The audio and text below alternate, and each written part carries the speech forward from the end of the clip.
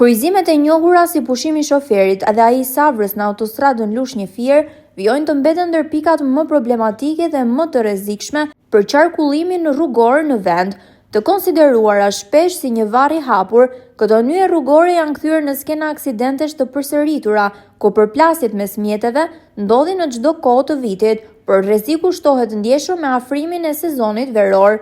Fluksi i lartë i automjeteve drejt jugut të Shqipërisë e bën këtë aks edhe më të ngarkuar edhe më të rrezikshëm. Pavarësisht se prej vitesh është ngritur si shqetësim publik, ndërhyrjet konkrete kanë munguar, edhe pse janë parashikuar mbi kalime, ato ende nuk janë vënë në funksion të plot, duke e lënë këtë segment rrugor në kushte të papërshtatshme sigurie. Ky kryqëzim përdoret çdo ditë nga banorët të 10 fshatrave, nga Divjaka, Gradishta dhe Këmishtaj deri në Krutje, Ngurrës dhe Toshkës. Për ta kalimi në këtë pikë mbetet një rrezik i përditshëm. Banorët kërkojnë zgjidhje të menjëhershme, duke propozuar ndërtimin e një rrethrotullimi apo funksionalizimin e mbikalimeve ekzistuese.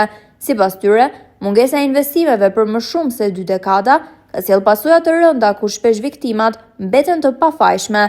Ndërkohë, përgjegjësia hidhet drejt institucioneve përkatëse dhe politikave ndër vite, të cilat sipas qytetarëve kanë lënë pas dore një nga akset më të rëndësishme të jugut të vendit.